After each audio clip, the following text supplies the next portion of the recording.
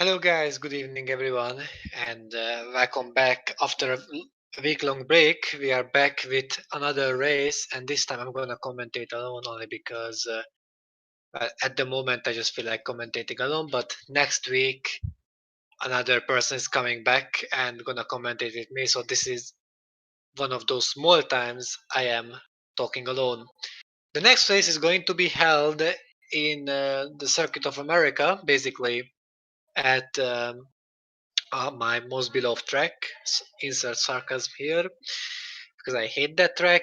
But we are traveling to America this time, and we are going to see the qualifying session and the results as well.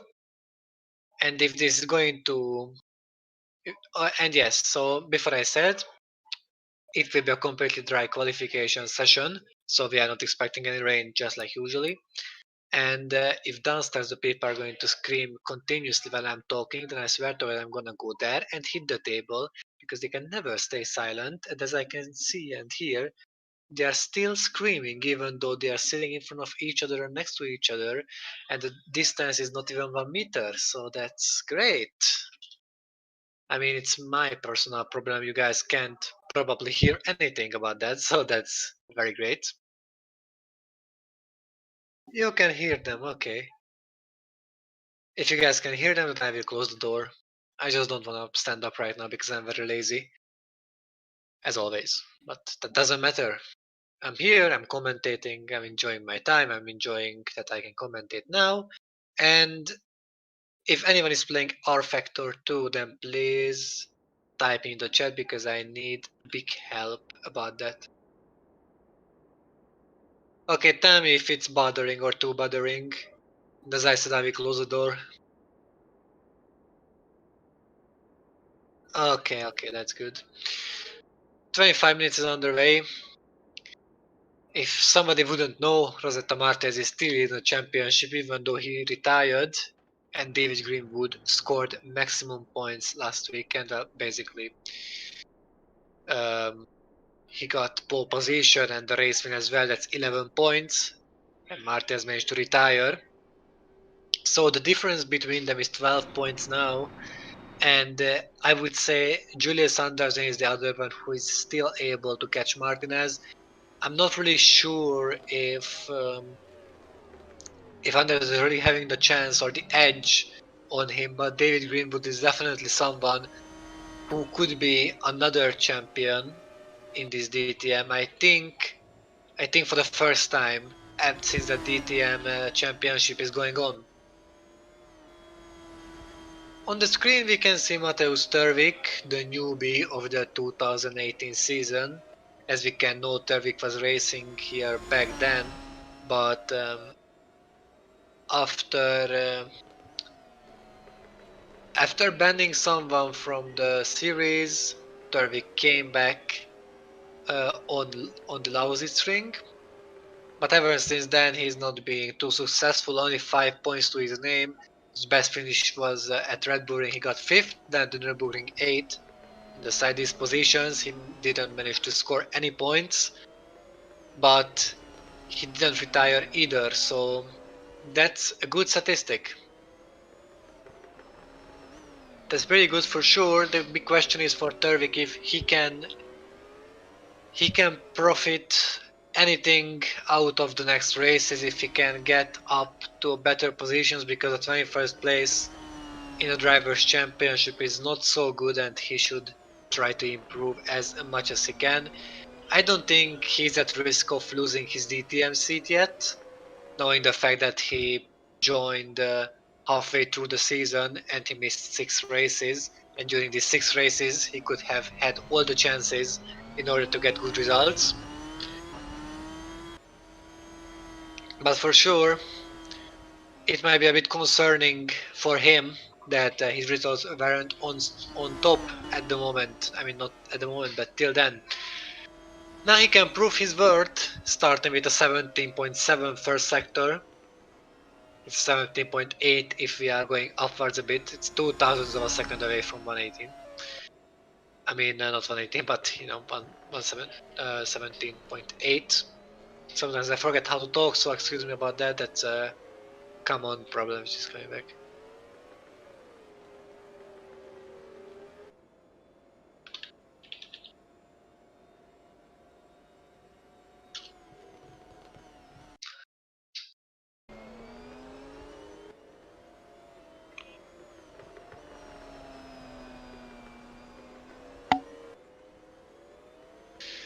He passed the second sector as well, 56.0. I think someone will get into 55. And behind him, Jamie Griffiths is coming. And I think Griffiths is faster than Turvik. So Griffiths will immediately overtake once they finish their lap. But Turvik will lead either way, at least a little bit. Turvik is coming to the start finish straight, and his time will be 1:36.8. And Jamie Griffiths immediately beats him, just as I said. And Mochi is beating Turvik as well. Likewise, Ibobo. Sign is failing to do that now as well, Quag as well, and here we can see Glazebrook is taking the lead. So far, Glazebrook is 5th in the championship. So a good result for him might help him in order to fight in the championship. Right now, Jack Boyman, here is the champion as the main championship contender. David Greenwood, only 5th, around 1/10 of a 1/10 disadvantage compared to Boyman. It's still a good time. And now Parrish, surprise, big surprise for me. Whenever Parrish is taking the pole or the top 5, because we know he hasn't been the strongest challenger in this season so far. And now Kurpi. These little surprises are making the league fun and unexpected. As you can see, I mean not really see, but yeah. Yeah, I just wanted to talk about Parachutes being only 20th. And there is Kurpi I'm looking for. Kurpi is not so bad, he's in the top 10. For some reason I thought he's lower, but being in the top 10 is definitely a good position, at least for him. For me, it doesn't matter who is leading a championship or who is winning or who is losing, because, you know, as being a commentator, it's very important to stay completely neutral, and that's what I'm going to do as well.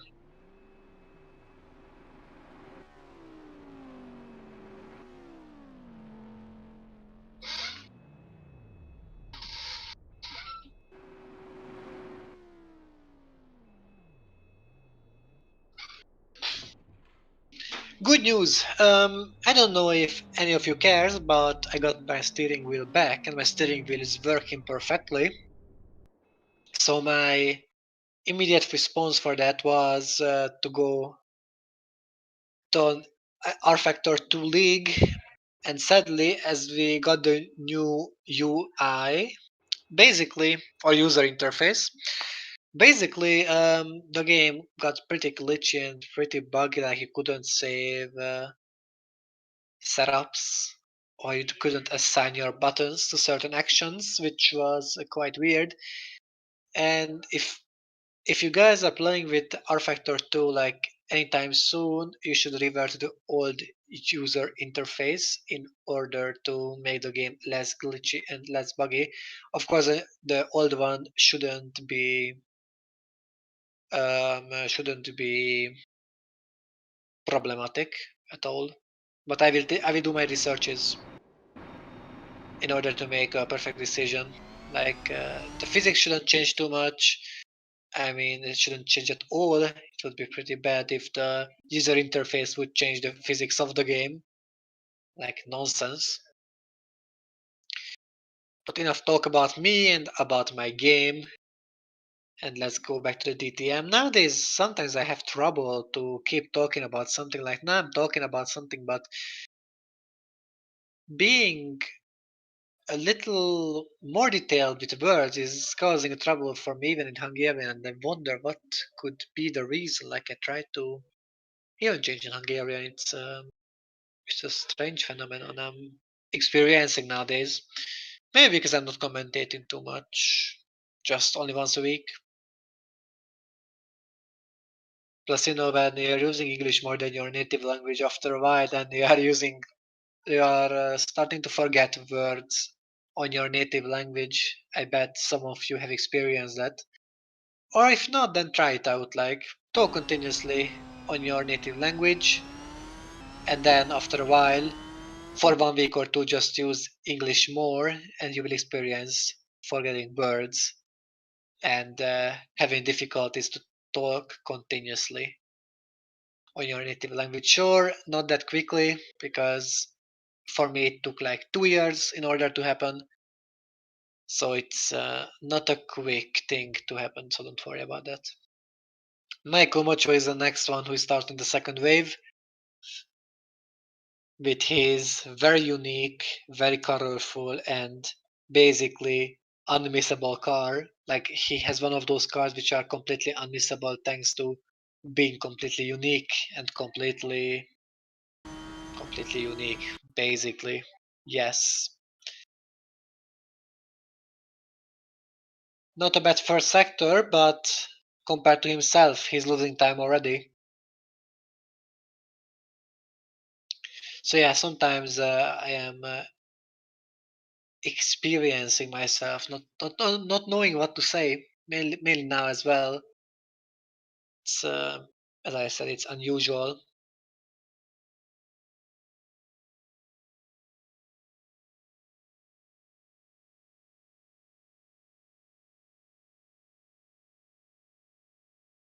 There are better days for me. It is collect for a bit for me, and Mocho is improving on his personal best, which is great. Flow Discord is lagging a bit. Wait. Okay, it's good now. I don't think you should make your changes while the broadcast is going. I think anything could wait a bit more, at least 14 minutes, before it gets completely glitched out. You know how sensitive Discord is. Michael Much in the start finish straight. If he could keep his consistency, and yes, he can, up to 6th place. Likewise, Jamie Griffiths, who is not improving at all, and I said likewise because I thought he will. And Will Neller is being last again. I don't know what's up with him with these poor qualifying positions, but finally being 7th, proving me wrong about underestimating him. Never forget, never underestimate anyone, because the next moment they might show you something what you didn't expect at all. That goes for everyone here, and I try not to underestimate or overestimate anyone. Keeping a healthy middle point is the key. And Sahin, haha, first place. Ever and now Quag. This is unusual, because at the second waves, guys are not improving that much, but taking these very great positions is surprising. And likewise, Martinez coming up to second. It's not an everyday thing to see people improve that much. Let's wait for the end of the second wave, and then I could tell you my prediction and my hopes. Duncan up to 5th. Martinez is very close to pole again. Okay, so if Roman Quag, let's say, would stay in the first place, we could have the 12th different pole sitter this season. I think that would be a new record finally. I'm not so sure about that, but that would be a new record. For me, at least. Let's hope the record can be pulled out again. It would be very nice, very great.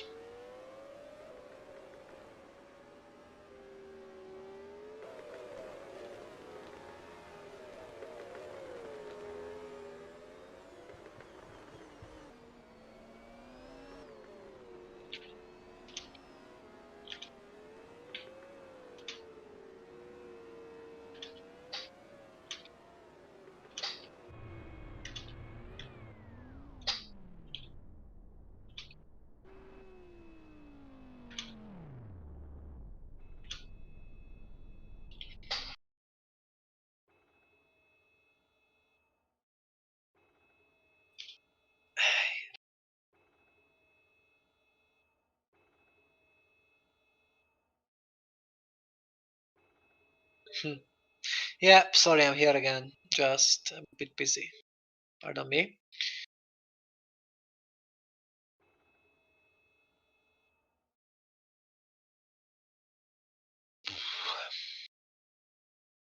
Yeah.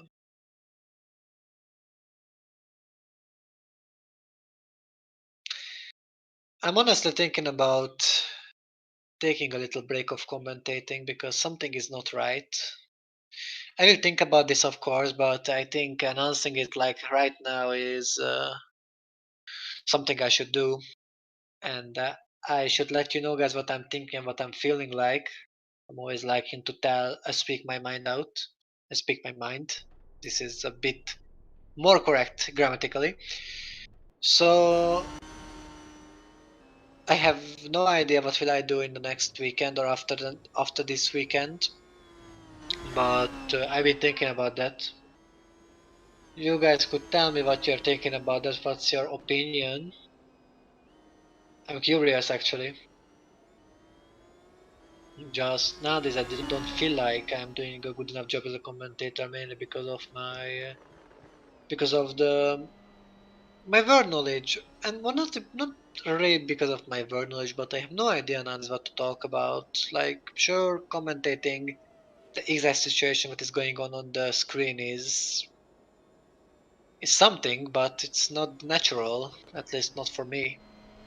If you look at the fact, the pro commentators are usually trying to talk about something else as well while not missing a single thing from the screen. And I just don't feel like that. I don't feel like good enough.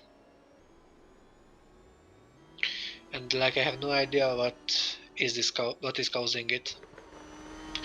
But if you guys have any idea or any questions or any statements or any opinions, then you are free to write it down. I'm always up for this kind of comments.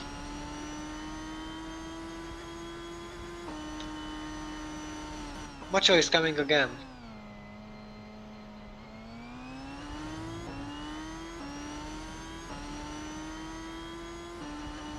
Last time he could improve. The big question is if he's having the stamina for improving as well. And yes, again, he's doing a personal best. He should take care of the tires because those tires can overheat pretty quickly on this circuit.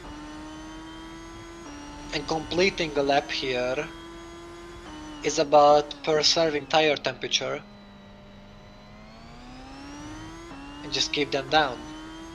On the long straight, these cars will go well over 300, but I think they will reach 330 as well in slipstream. With our slipstream, Mocho is reaching 321. Still improving, but lost a little bit of time compared to Quag. That's still good enough for a personal best. As we can see, Mocho is being 10th only. Not the best position for a start. Starting from the middle of the field is giving you the biggest chance for a collision. Let's see if Mocho can come up to the top 5. Let's see if he's losing that much time at the last sector that he won't be able to get to top 5, or if he's gaining a bit more. Mocho is up to 8, that's not top 5. He managed to lose a little time at the last sector, which was perfectly enough to throw himself out from the lovely positions, but Mocho might have another chance, another go on that. Another one to improve. He got held up, probably. On the other hand, Griffiths is coming with a green sector, which means a personal best, and Griffiths is taking the lead. Beautiful. Then that second green sector was basically a proof that Griffiths is having some great uh, pace here in the quali. Anderson is 6th. If Griffiths would take pole position, the record would be broken. I mean, not broken, but the record wouldn't live anymore, which would be very sad. But I wouldn't feel sorry for Jamie if he would take the pole position because he deserves it. Anyone who takes pole position deserves it. Doesn't matter who it is. Fitzwater, only 20th. Not the best time. Fakrazane and Fitzwater, two guys I'm keep confusing all the times. Let's see the guy who's Fakrazane can get to pole position or at least something better. No, he can't. Only 17th, poor guy.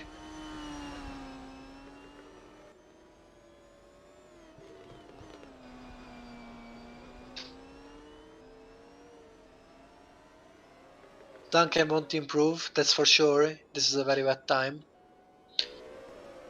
Going outside 36 is already a bad time. At least close, nearly stood in 36.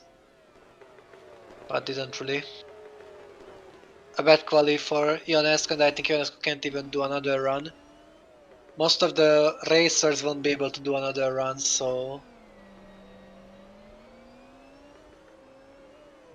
So yes, maybe Sahin can do another one. Sahin is 4th.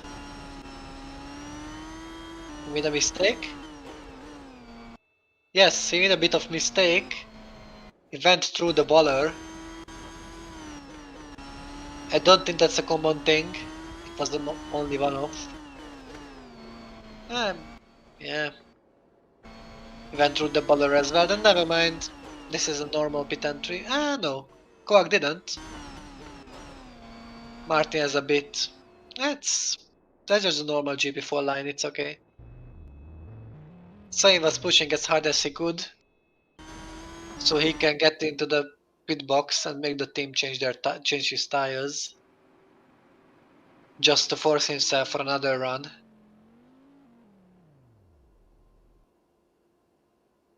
I'm interested to see that if some people are having the chance to improve even more.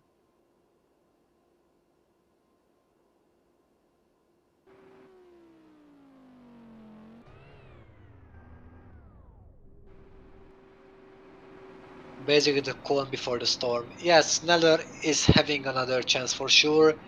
This will be his last lap and the last chance to pull away from that 12th position and get into the top 10. The track is not staying silent for too long and Griffiths is coming in as well. I mean out on the circuit. And Tervik as well. Yes, I believe most racers will have the chance for another run. Not all of them, but most. The big question is, can Griffiths keep pole position and become the first racer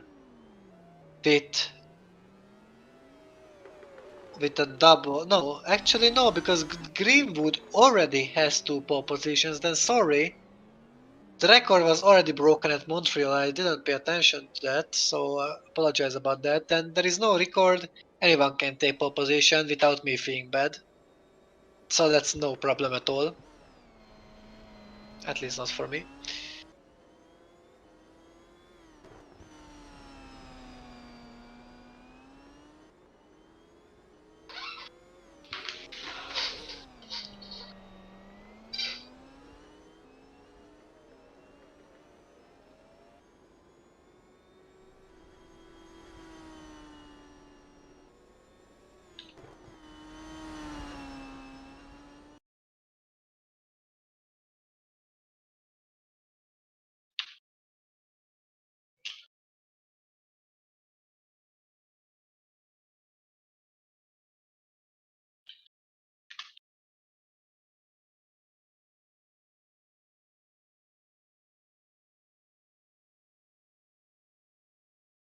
People are being helpful, which is great.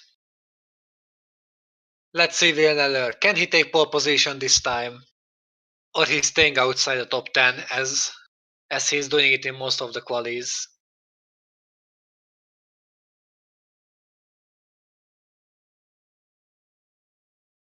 No, it won't be held up. It's at Jack Boyman in front of him. Yes, but he won't hold him up, which is good. Neller's first sector is not as good as I anticipated it. Also, the time is slowly up, which means Klaus and Wolf are in danger, and if they're not coming out soon, which didn't happen, Klaus and Wolf are staying 20th and 22nd for sure, unless Fitzwater overtakes Klaus. They are not going to complete any laps, and as I can see, Neller is being on a bad lap as well. Basically, there is no chance for him to get into the top 10, but yeah, fortunately, this lap didn't work out for him.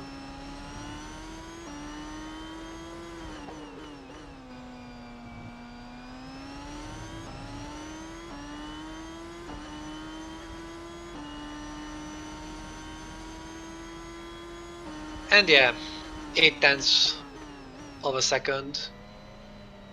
That's a lot with DTM, unfortunately.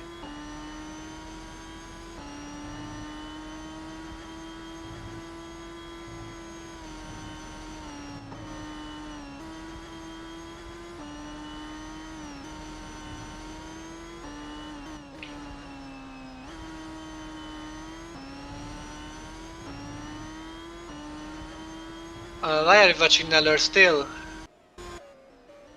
Thank you. Finally. It will be held up. Mocho is not improving, Sign is not improving if it is not Sign and not Perish.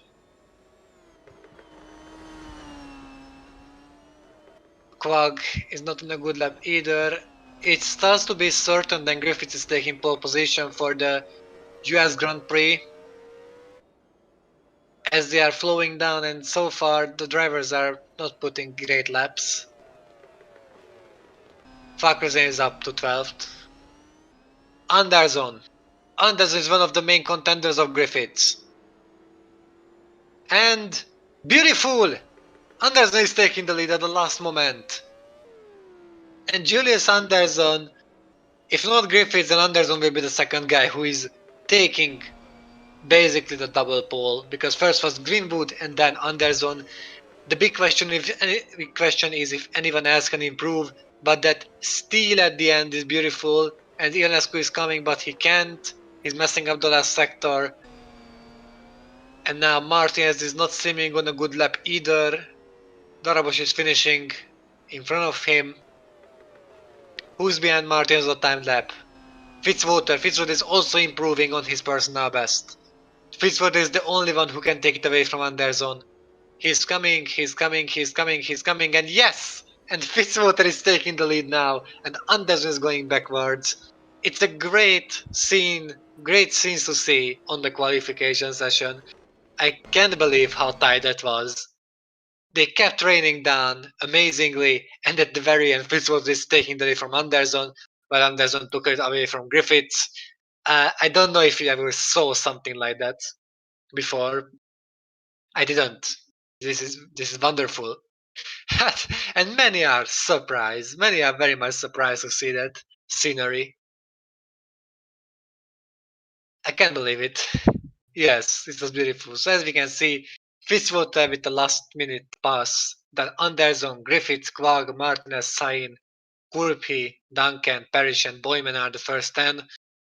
Behind them is Mocho, Glazebrook, Fakrzain, Neller, Ibobu, Greenwood, Patel, then Darabos, Törvik, Ionescu, Kloss, and at the very end, Adam Wolf is closing the grid.